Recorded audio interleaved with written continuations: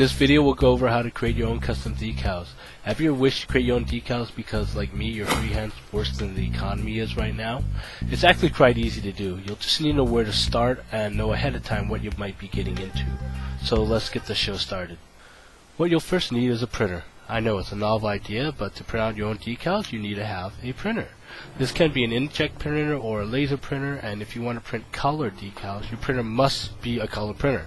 Yes, it's another novel idea, but I'm just covering my bases here. I know I'm stating the obvious here, but trust me, I do get questions like these. However, something that is not obvious is to remember that most printers nowadays do not print the color white. It considers white the absence of color, so white does not print out on paper. Now, I say most because there are some printers out there that do print white. And how would you know if your printer prints white? It's very easy. If you paid under 50 grand for your printer, it doesn't print white. Now, this is important because it might affect the type of decal paper that you will have to get. Second, you need to pick up some decal paper. There are a lot of brands out there. Here I have some Expert Choice decal paper by Bare Metal Foil Company. I get these at my local hobby store for $2.50 a sheet. You can't even get them at art stores. Now, I don't have a suggestion for the specific brand to get, but make sure you check that the decal paper aren't too thick for models. Some are made for general arts and crafts and can be pretty thick. What is important, however, is to get the right decal paper for your printer. If you have an inkjet printer, it's better to use decal paper specifically made for inkjets. The same for laser printers. The other important thing you need to know is whether to get white decal paper or transparent decal paper. Now, there are other colors out there, but that's for specific specialized projects, and that's not what we're going to worry about here. Remember when we talked about printers not printing white?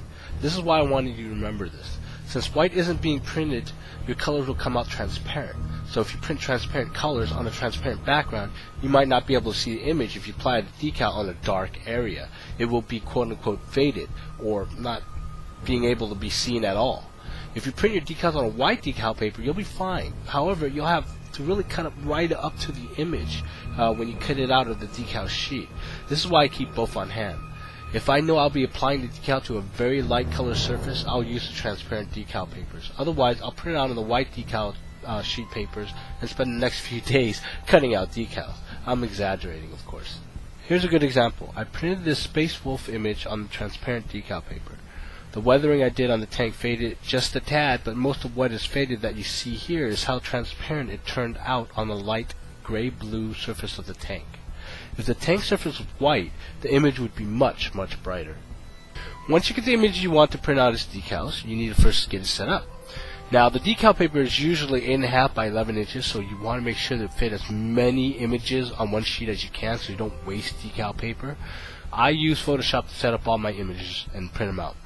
I go through the images I want, print them out on regular paper first to make sure that the sizing is right. If it's not right, I'll resize it.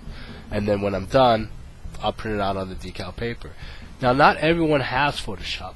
A good alternative is to use something like Microsoft Word.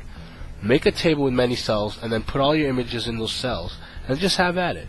Resize the images when needed and print out the samples on regular paper until you got it down pretty well. And once you're ready to go, put in your decal sheet and press print. Now that your decal sheet is printed out, all you need to do is seal the ink in so it won't run.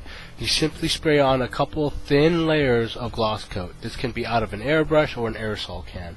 This is very important. Only spray 1 or 2 thin layers of gloss coat. If you spray too much on the sheet of decals, it will curl when you try to apply it to your model. Once the decal paper is gloss coated, let it sit and dry for at least 24 hours. Once the 24 hours is up, you got yourself your very own custom decal to use to your heart's content. If you need help applying your decals, check out my How to Apply Decals video. It'll be a link at the bottom of the description or at the end of the video. And that's it, guys. Thanks for watching. I hope this really helped you out. And remember, like if you like, sub if you haven't, and favorite if you love me. I'll talk to you guys later.